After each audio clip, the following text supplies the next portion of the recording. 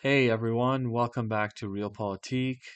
Today we're going to be talking about the latest developments in Ukraine from May the 25th, 2023. And before we start, make sure to like and subscribe, and let's get right into it.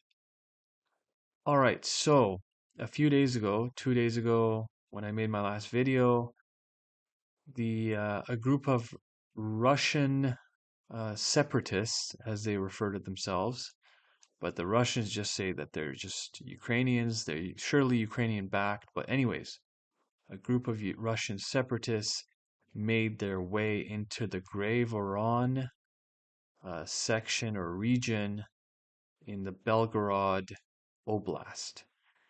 And they made their way into this area. They took over this little village, Kozinka, and they made their way all the way to this settlement, Gora Podov. And basically, the Russians took a while to respond, but when they responded, they devastated this group. And the group of Russian separatists, if you want to believe that, they denied that any of their equipment had been destroyed. For a while, they denied withdrawing at all, but anyways, then footage was released. But anyways, today they they're now claiming that they're back, that they just went back in there. Um, this is from within the hour. They're saying that they went back and they made it all the way to this settlement right here of Glotovo. So some Russian sources are denying this. They're saying it's old footage. But anyways, let's take a look at this from today.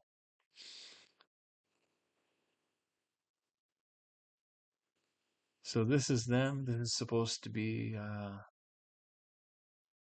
from within the hour, and they're basically boasting about being there. That's their symbol, the Russian separatists.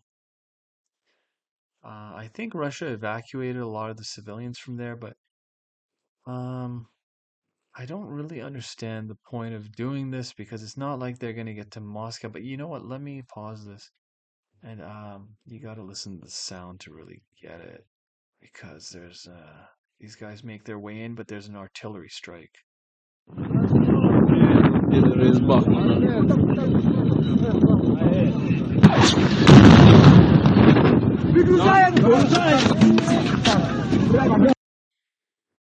So I don't know. Again, there's disputes about the validity of it, but anyways, the first group 2 days ago, this this is what ended up happening. A lot of their weapons were captured. At first, they denied it, but the Russians revealed some photos. These are some photos, some ATGMs or bazookas they captured. This is a truck they captured. They spray painted the Z on it. There used to be a cross, the Ukrainian cross. The Russians put some Zs on there inside of the truck. Some ammunition. Again, the front of the truck. I think it's a Max Pro. It's called a Max Pro, if I'm not mistaken.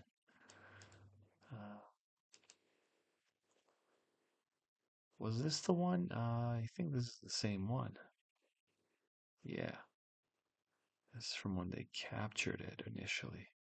This is like a Russian commander. I forget his name, but then there's these pictures, or destroyed equipment. These two Humvees. I'm sure America had nothing to do with it. Uh, Anyways, here's a video. Actually, let me look at like this. 22 мая текущего года после интенсивных артиллерийских. So you see, this is their convoy, and then you see the Russians hit them with an airstrike. Then they're watching their positions with the drone. Artillery strikes hit them. And Watch carefully. Oh boy, they got destroyed. So yeah, that's what I'm saying. I don't know if it's really worth it to go there and just sneak in there and take some video shots and selfies, and then, this happens to you. I don't know if that's really worth your while, but I don't know. Um, that's what they do, right? It's a video showing. We saw the pictures of this, but this is the video. So they fell into a ditch. Obviously, they were in a hurry, obviously, right? Emptied the fuel tanks to avoid any issues. Truck looks used too, which makes sense. A lot of the equipment being given to them is used. Yeah, they're trying to make their way, but to escape. But anyways, that's how that ended. Uh, and aside from that, in Bakhmut, Prigozhin, this is footage of Prigozhin. They're basically leaving Bakhmut.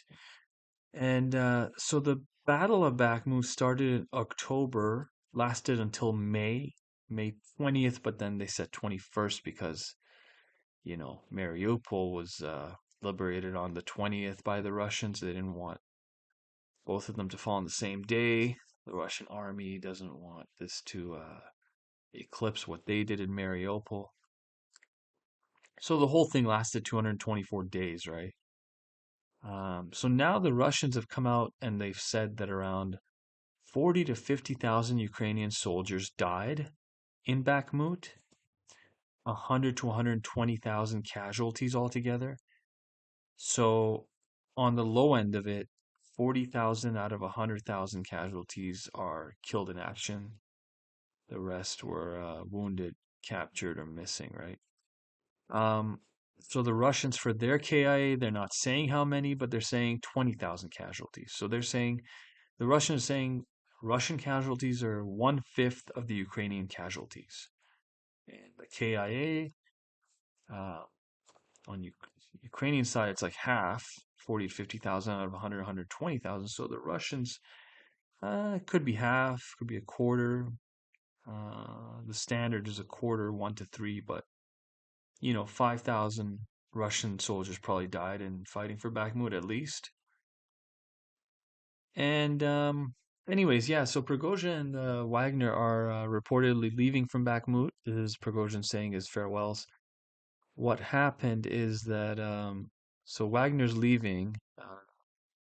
They're gonna take a probably well-deserved rest. I don't know what they're gonna do after. Probably gonna go to Avdiivka.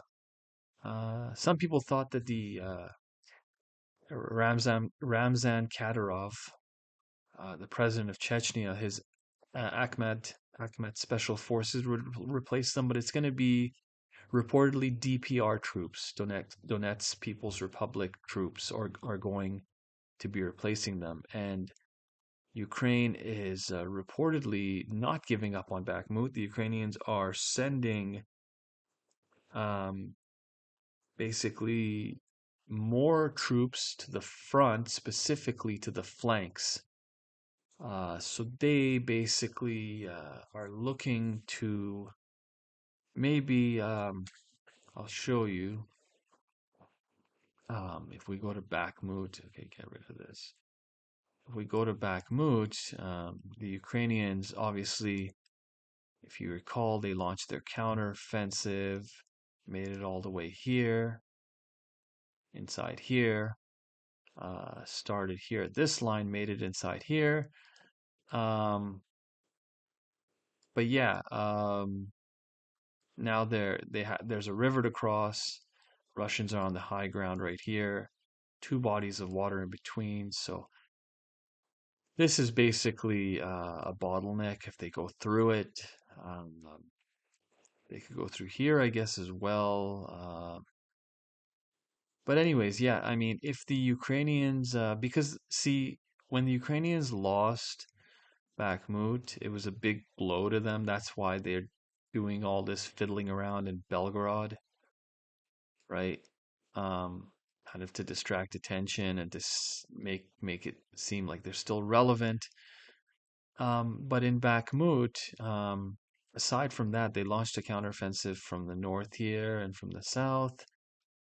They took a little bit of land here, something like this. I don't know, not much, but um, the thing is, if there's a high ground here as well, right? But they didn't take any settlements. But there's this narrative the Ukrainians are promoting. They're saying that, look, the Russians fell into a trap. This whole Bakhmut thing was a trap. They fell right into it. Thousands of them died. They fell into a trap and now they're encircled. They're actually promoting this narrative that the Russians are encircled. Now, obviously, operational encirclement is when your all your roads in and out of a city are under fire control. I don't think that's the case right now. There's no indication of that. And then real encirclement would be something like this, right? Like if the Ukrainians went in from there and then, went in from here and met in the middle, then yeah, the Russians then would be encircled, right? But that's there's no indication of that happening. But yeah, the Ukrainians are sending more troops here to this area right here and to this area right here. So they would have to basically make it to Klishivka.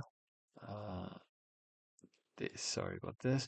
They'd have to make it to Klishivka, um, maybe take Yahidne, right? Get past all the high ground, and yeah, then they would actually, if they did that, Yahidne and Klishivka, they wouldn't be that far away from encircling the Russians, because Yahidne, then they're at this road right here in the north, right? Klashivka, they are already almost at this road right here in the south. So they can attack the Russians from the south and the north, of course. It's not going to be as easy as that, but I mean, yeah, then the Russians would be facing a serious issue, right? But as it stands, I don't see them being encircled. But anyways, yeah, in terms of Bakhmut, the Russians are also saying the Ukrainians lost 2,700 drones, so thousands of drones. That probably includes quadcopter drones too, right? Um, Aside from that, let's see. The most significant thing that has happened lately is that if we zoom out, we go right here. Right here, this is what is referred to as the Straits of Bosphorus, the Bosporus Straits.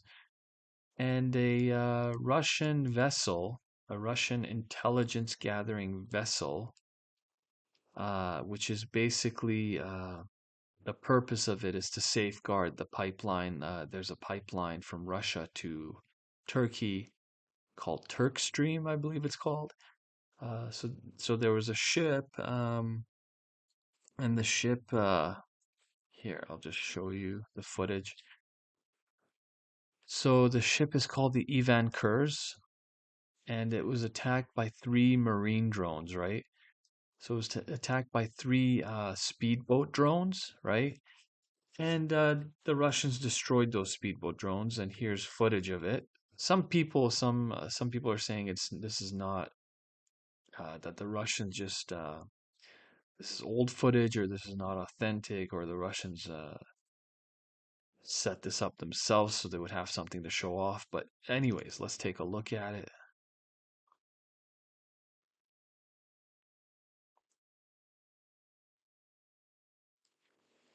So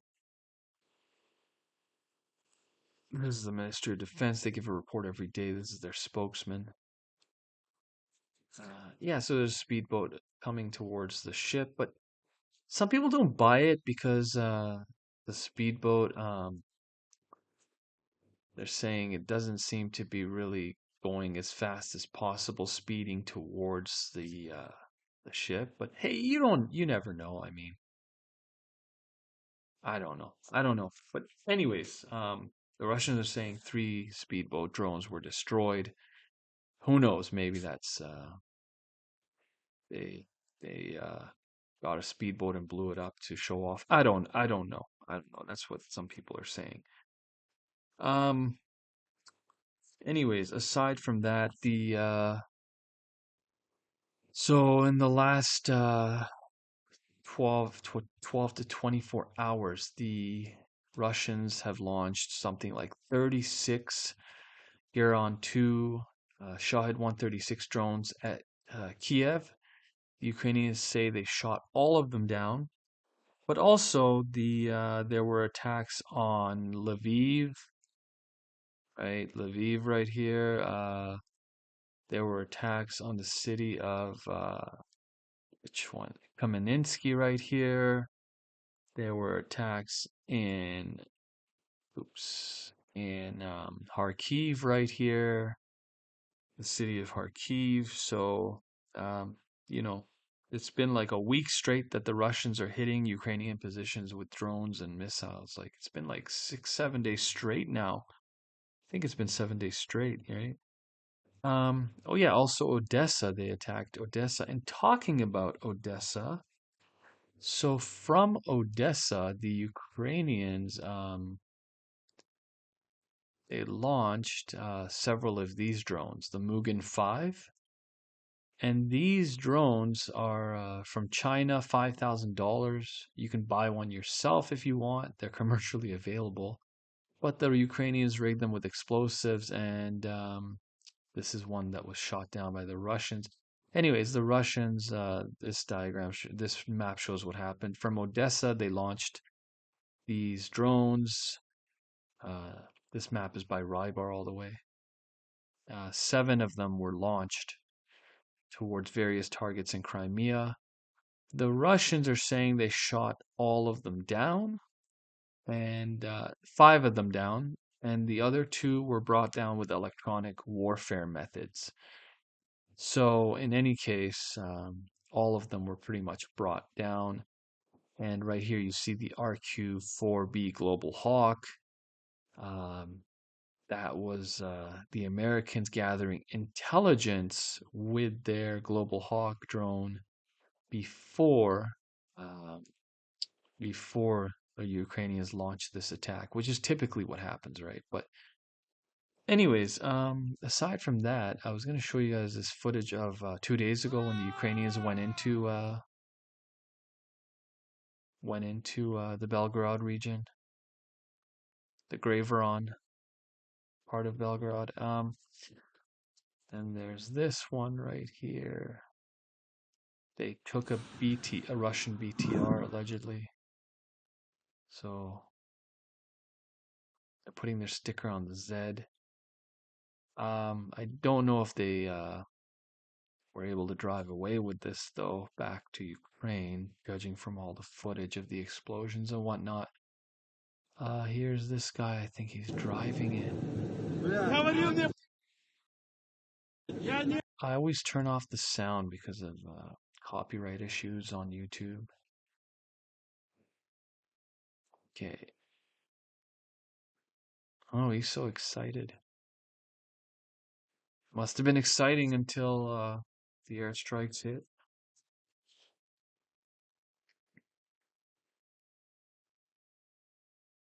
I mean, you're a sitting duck in this kind of situation, right? Like the Russians have fighter jets, drones, artillery, you name it. So you are basically just a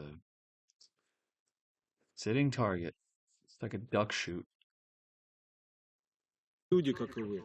Мы So this is a speech by these guys. We are Russians like you. We are people like you. Rise up and fight Putin. Blah blah blah.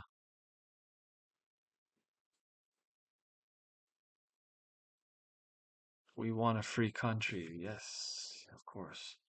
And then this is their symbol. I think what's the point of this again? Let me see. Yes, US supplied Max Pro. I think this is the same one we saw that was captured, by the way. Residents of Russian Oblast of Belgorod filming. Armed Forces of Ukraine troops. Yeah.